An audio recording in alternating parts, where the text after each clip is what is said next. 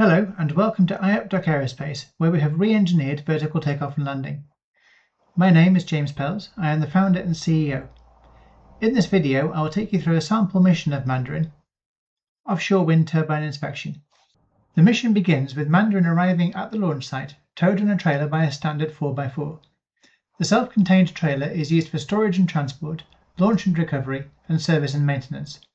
All routine operations can be completed from the trailer.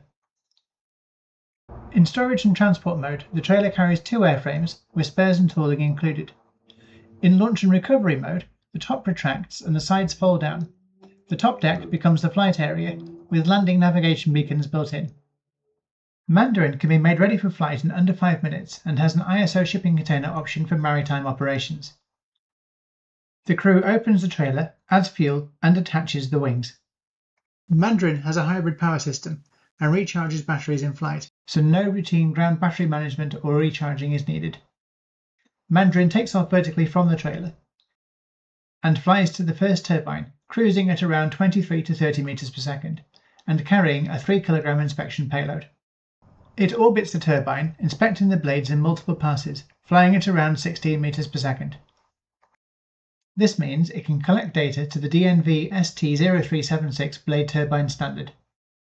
Mandarin then repeats through the rest of the wind farm. With an endurance of over 4 hours, it can inspect 12 or more turbines in one mission, depending on the layout and location of the wind farm. Mandarin then flies back at the end of the mission, landing autonomously vertically on the trailer. The landing is assisted by third-party navigation aids integrated into the trailer, and adverse weather may require off-trailer landing.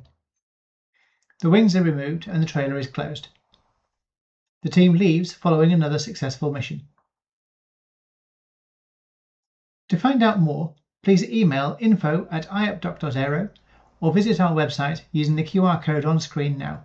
Thank you.